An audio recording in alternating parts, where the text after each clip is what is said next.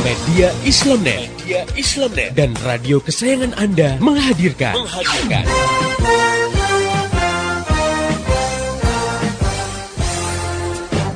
Voice of Islam.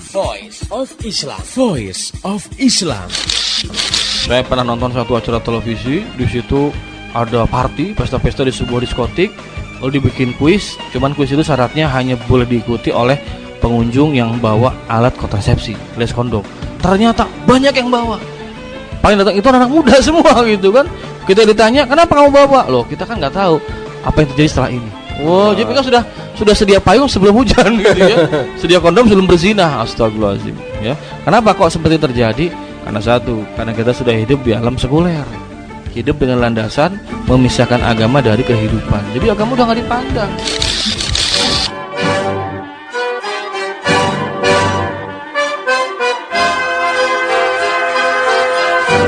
Voice of Islam.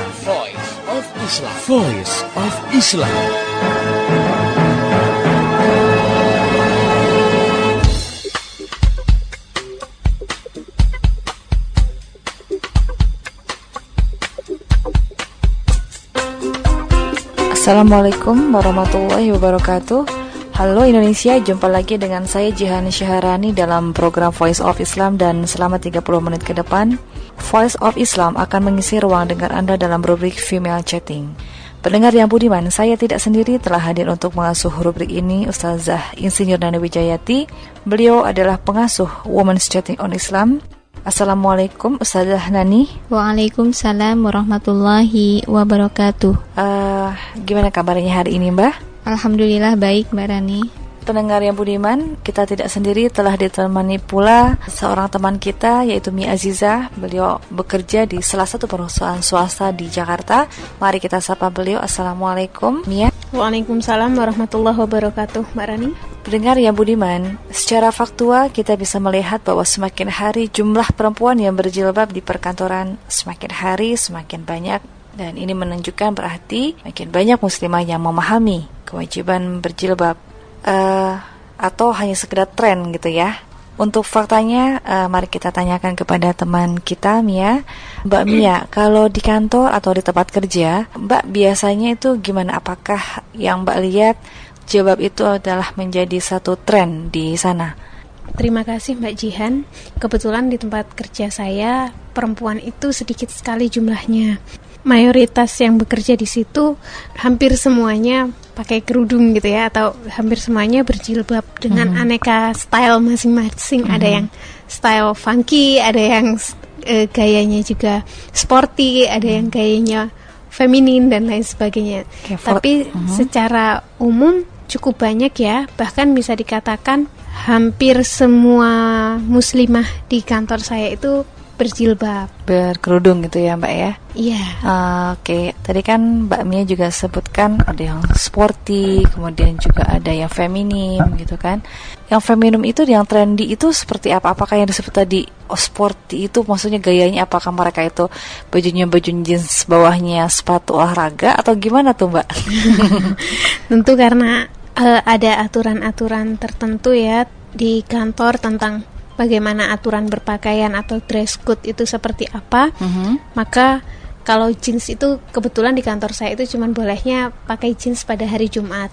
Jadi kalau yang disebut dengan jilbab sporty, kalau yang saya tahu nih Mbak ya, jadi yang mungkin biasanya pakai kemeja, kemudian kerudungnya rapih dimasukkan ke dalam kemejanya, dan biasanya pakai celana. Kalau yang versi yang lebih rapi, mungkin kalau yang stylenya feminin, beliau-beliau itu pakai rok, atau mungkin pakai jubah, atau mungkin kerudungnya yang berenda-renda, yang warna-warnanya lebih cute gitu. Kalau mayoritas pengguna jilbab itu apakah kalangan ibu-ibu atau anak-anak remaja?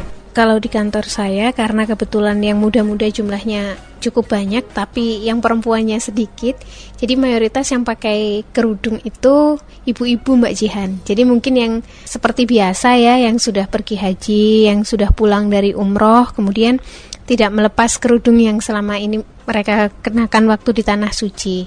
Yang muda-muda sih juga ada ya, yang fresh graduate yang baru masuk ke kantor, kemudian dari kampusnya sudah terbiasa untuk berjilbab. Oke, sekarang saya ingin tanyakan kepada Ustazah, bagaimana tanggapan Ustazah terhadap fenomena ini, karena semakin hari semakin banyak muslimah yang memakai kerudung. Apakah mereka menunjukkan kesadarannya untuk berjilbab, termasuk di perkantoran, juga di kampus, atau juga di lingkungan akademis? Baik Mbak Jihan, Mbak Mia, dan pendengar yang budiman di seluruh tanah air, menurut saya fenomena mulai banyaknya orang-orang yang berjilbab tidak hanya dari kalangan pesantren atau dari kalangan yang agamis gitu ya, berangkat dari keluarga yang pemahaman agamanya kuat. Saat ini jilbab atau berkerudung itu sudah dikenal oleh masyarakat luas, bahkan sampai yang tukang jamu, tukang yang bekerja di pom bensin, sopir busway dan sebagainya, mereka mengenakan itu semua. Saya kira itu adalah berangkat dari sebuah kesadaran massal dari masyarakat mengenal busana sehari-hari.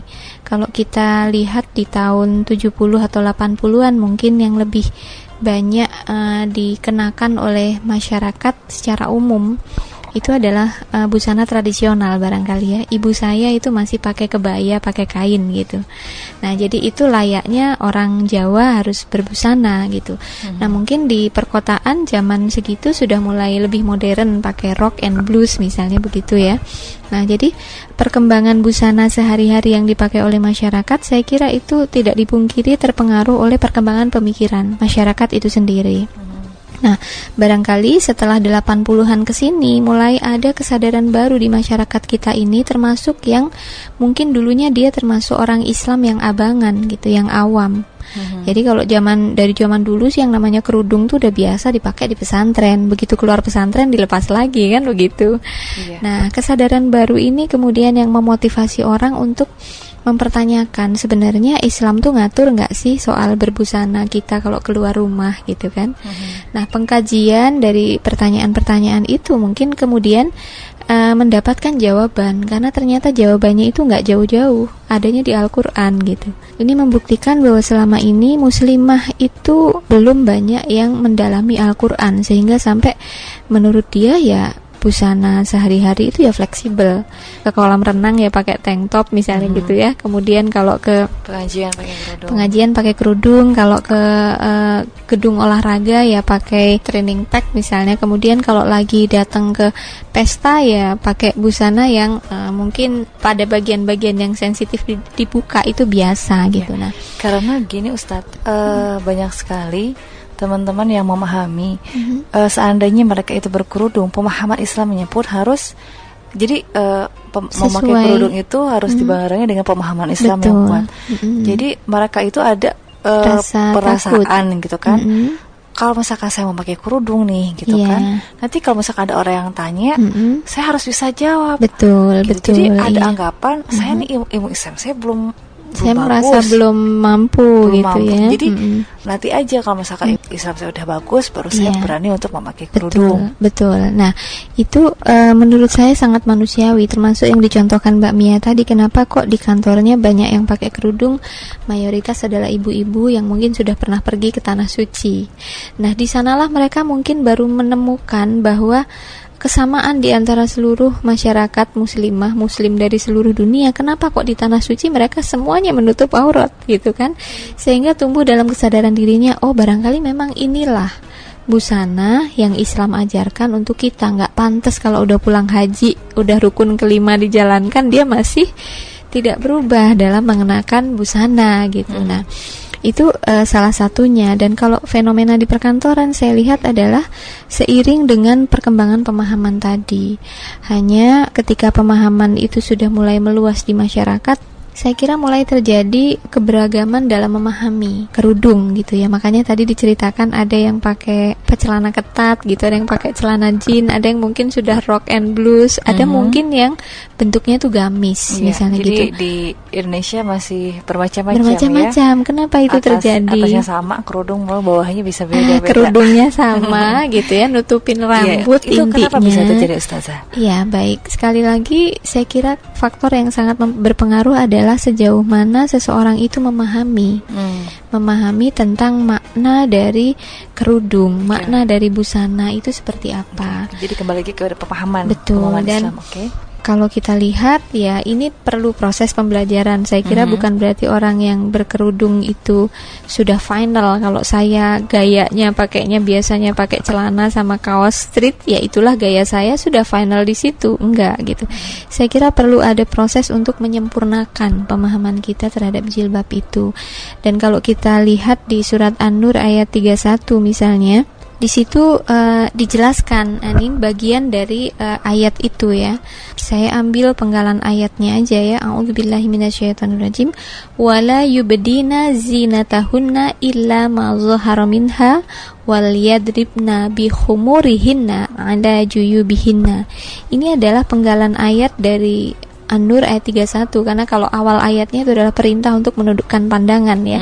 Nah, perintah untuk mengenakan kerudungnya itu ada di kalimat ini gitu, bahwa kita diperintahkan, mukminat itu diperintahkan untuk dia tidak menampakkan perhiasan yang ada pada dirinya kecuali apa yang biasa nampak. Illa ma zahara minha ini semua ulama sepakat yang boleh dilihat ya dari perempuan itu oleh laki-laki yang asing adalah wajah dan telapak tangan. Itu dijelaskan oleh Rasulullah, semua sepakat. Artinya apa? Berarti yang nggak boleh kelihatan adalah seluruh tubuh kecuali muka dan telapak tangan. Nah, lanjutan dari ayatnya adalah wal yadribna bi khumurihinna 'ala juyubihinna. Maksudnya apa? Bahwa kita diperintahkan untuk mengulurkan kerudung kita sampai pada juyub, pada batas bukaan baju ya. Nah, artinya apa? Berarti perintah menutup rambut, sehingga yang terlihat hanya muka saja. Itu adalah mengulurkan kerudung di sini dengan kata-kata khimar, khumurihina. Jadi kalau di Indonesia bilangnya jilbab ya, padahal jilbab itu adalah istilah lain lagi. Di dalam Al-Quran ada pada ayat lain penjelasannya. Sebenarnya khimar itu adalah kerudung. Jadi kalau yang kita maksudkan jilbab dalam arti kerudung, itu yang lebih tepat adalah khimar gitu. Khimar itu berarti diulurkan sampai batas dada, sehingga tempat perhiasan seperti leher, kemudian telinga itu tidak terlihat. Nah, sementara orang Indonesia salah kaprah, yang namanya sudah berjilbab ya sudah berkerudung, itulah sudah berjilbab gitu. Nah, padahal jilbab dijelaskan dalam surat Al-Ahzab ayat 59 itu punya terminologi sendiri, istilah yang punya uraian sendiri gitu ya. Dan ini ada di ayatnya, saya bacakan. A'udzubillahi minasyaitonirrajim. Ya ayyuhan nabiyyu qul li azwajika wa banatika wa nisa'il mu'minina yudnina 'alaihinna min jalabihinna. Di sini ada kata-kata jalabihinna. Jalabihinna itu jamak ya. Jilbab, asal katanya jilbab gitu.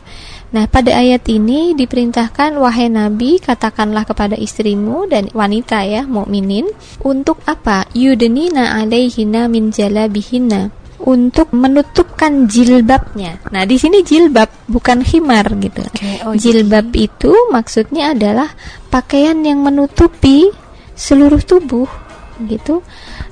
Dari atas, bagian atas ya, mulai dari pundak, bahkan ada yang sampai kepala. Mungkin kita mengenalnya itu abaya ya, abaya dari kepala sampai leher tertutup, kemudian terus ini sampai bagian tubuh kita itu sebenarnya jilbab gitu, jilbab. Nah, makanya kalau kita sekarang memahami jilbab itu baru kerudung, sebenarnya baru satu poin ini dari menutup aurat. Di ayat lain dijelaskan bahwa ya menutup tubuh itu jilbab yang sempurna yang dimaksud di sini. Jilbab itu kalau dalam ayat tadi adalah seperti itu gambarannya.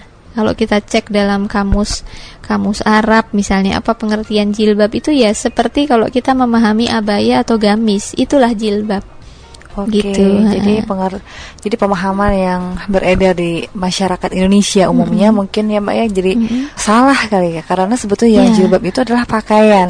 Sedangkan kalau di kita di Indonesia jilbab itu adalah kerudung. Iya, betul.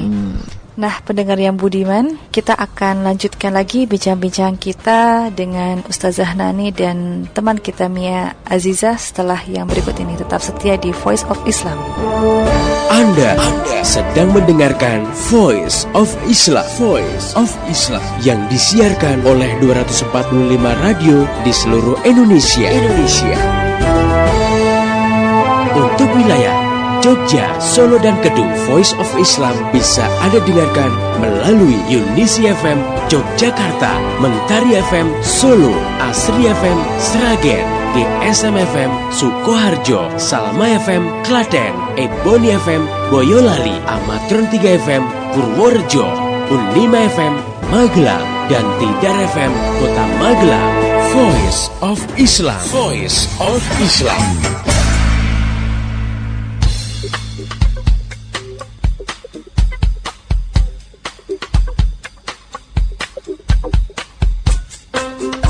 Masih di Voice of Islam, kerja bareng media Islamnet dengan radio kesayangan Anda ini.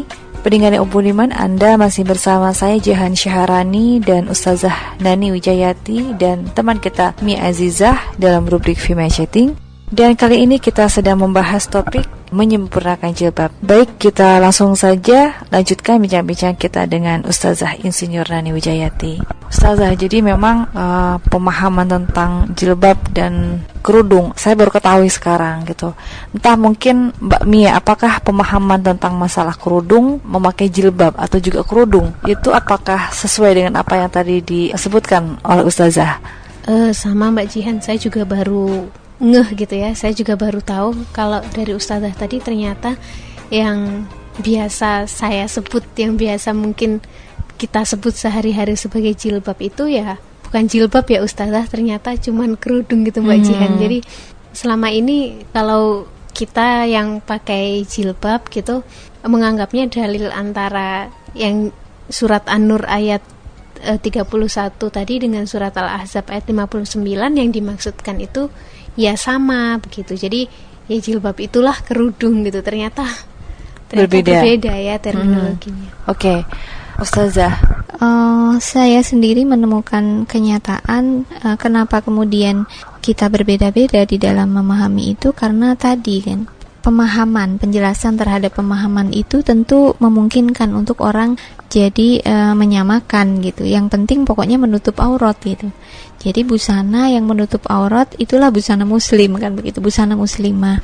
Nah, cuman cara menutup auratnya itu seperti apa? Itu ya yang penting seluruh tubuh sudah tertutup. Apakah dengan cara seperti kue lepet kalau di Jawa itu ya. Jadi dibalutnya itu ketat banget dari seluruh tubuhnya gitu, atau ada aturan-aturan lain yang itu bisa digalinya referensinya adalah pada ayat-ayat yang lain yang berhubungan seperti tadi Al-Ahzab ayat 59 ternyata kan kemudian menjelaskan kepada kita bahwa jilbab itu seperti apa. Jilbab itu adalah pakaian longgar yang long dress gitu ya, long dress yang bukan set dress tapi long dress gitu, dan tidak menampakkan lekuk-lekuk tubuhnya. Itu disinggung dalam hadis yang lain. Nah, makanya ya buat saya sih ini adalah hal yang memang harus terus dipahamkan ya, disosialisasikan kepada yang lain-lain. Alhamdulillah mereka sudah tidak malu pakai kerudung. Nah, sekarang bagaimana cara menyempurnakan setelah berkerudung ya? Nah, itu adalah dengan memahami kembali, dan saya kira apakah bentuk jilbab atau jubah gamis itu akan merepotkan istilahnya kalau di lingkungan perkantoran kan aduh masa sih Mbak bisa kerja pakai jilbab atau gamis begitu, nggak praktis kayaknya. Kalau di perkantoran tuh kan enak yang pendek-pendek gitu, yang ketat-ketat gitu rasanya itu lebih praktis. Nah, saya kira ketika Allah menuntunkan kepada kita untuk mengenakan busana itu, pastilah tidak akan menghambat berbagai hal. Saya sendiri punya pengalaman nih Mbak Jihan sama Mbak Mia, karena saya latar belakangnya pertanian. Dulu pada saat saya masih belajar untuk berkerudung ya awalnya berproses gitu ya, pakai kerudung, ya nggak punya busana muslim, nggak punya jilbab apalagi, punyanya celana sama kaos panjang ya pakailah celana sama kaos panjang. Nah, tapi setelah mengaji kemudian kita tahu oh malu ya kalau kelihatan bentuk tubuh, termasuk kalau pakai celana, gantilah rok begitu kan. ganti rok. Kemudian setelah ganti rok kok ngelihatnya belajar lagi gitu kan, oh ternyata kok masih belum sempurna, ternyata jubah, akhirnya sampai ditemukan jilbab, itulah ya, memahami jilbab. Nah pada saat itu tantangan yang saya hadapi justru karena pertanian, saya ada praktek lapang mengendalikan traktor gitu, bayangin membajak sawah dengan traktor besar itu.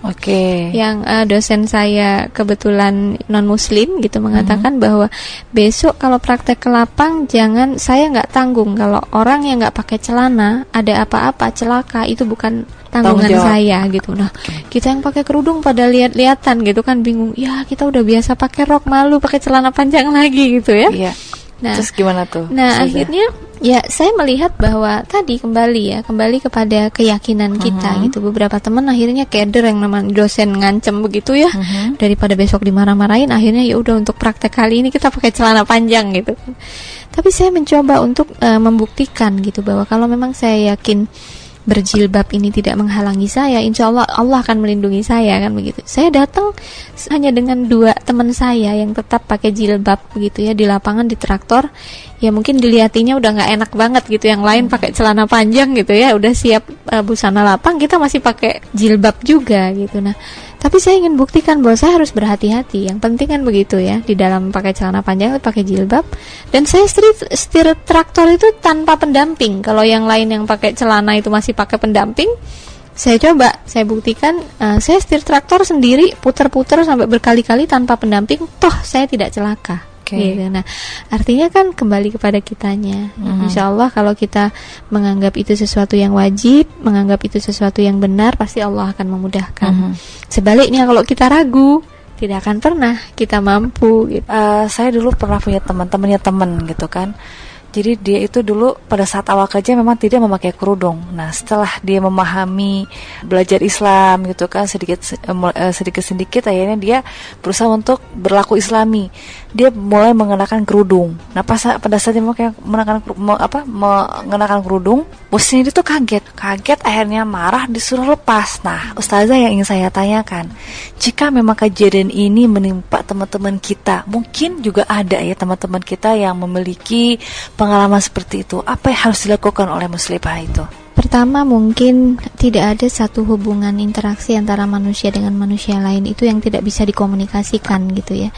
Jadi kalau seperti temennya Mbak Jihan tadi, ada pelarangan dari atasan, itu kan secara legal ada aturan pemerintah yang melarang kan? Enggak sebenarnya. Berarti kan itu hanya kebijakan personal dari atasannya, melihat itu sepertinya enggak pantas gitu. Nah maka ya bagi kita yang memang memahami bahwa apa yang kita lakukan itu punya dasar ya, punya pijakan yang jelas, bahkan pijakannya, saya kira pertama yang harus dilakukan adalah mengkomunikasikan dengan baik kepada atasan itu gitu ya. Artinya jangan kemudian berprasangka dulu bahwa atasan ini pobi dengan ini. Bisa jadi dia berlaku begitu karena memang mereka nggak tahu gitu, atau mereka nggak suka gitu. Nah artinya dari mereka nggak tahu kemudian kita kasih tahu kan perlu proses komunikasi. Dari mereka nggak suka kemudian jadi suka juga perlu proses komunikasi. Nah saya kira yang harus ditempuh adalah mengupayakan komunikasi sebaik mungkin untuk menjelaskan bahwa kenapa saya berubah begini.